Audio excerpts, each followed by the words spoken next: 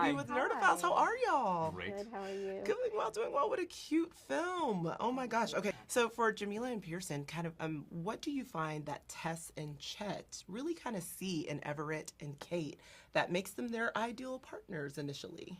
I think Tess is having a manic episode and is sick of dating millionaires and billionaires and instead decides to date a mere mortal in the countryside and try out a quaint life. You know, she's been watching all the Christmas movies, she's seen The Holiday, and she's trying to do The Holiday, basically, in this film, and takes it too far by deciding to yes and all the way to having Christmas with his newly ex-wife and all of their children. So I don't know what's going on with her, but she needs to go and see a woman in an office immediately.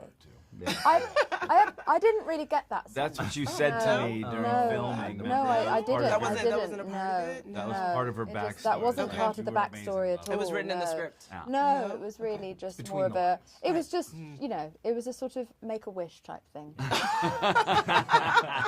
Not Make-A-Wish. Oh my goodness.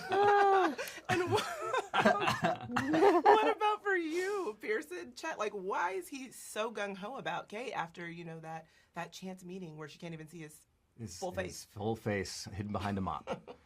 Yeah, I think Chet sees stability. I think he sees this genius woman who comes into his life and is like, these are all the things that I've been missing. She's smart, she's kind, she's funny.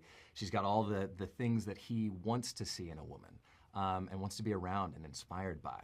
And then gets to meet the family, and that's even better for him, you know. And then he falls in love a little bit with Oliver, you know, and falls in love with Jamila's character. And he's a guy living in the present, and she surrounded herself with incredible people, and I think he loves that. And that's why you two end up together, because she is living her holiday fantasy, and Chet has 3,000 jobs, maybe? I'm not. They're both a bunch of hoes. Two empty-brained hoes. And we love them for it. We do love them for it.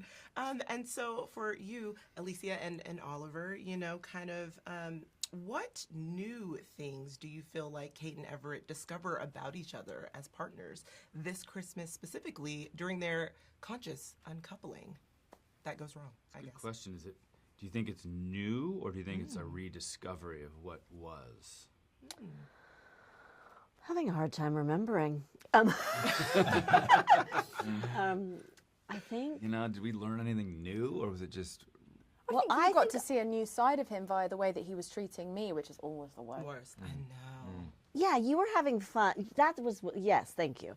He was being present with her. He was being Making fun with time. her. He was spending time. He was, and by default, I was being around him that way. So the old him, the one I fell in love with, was there. Resurfacing. Yes. And when you hear my character say ad nauseum through the film that why won't you he never made time for the kids or me, and because he was really addicted to his job, and so then I'm addicted to these. So but I also think there is deep love. Like I think Kate is brokenhearted from the get-go. I think she's madly in love with him, and she never wanted to break up with him, but she had to break up with him, and because he would not.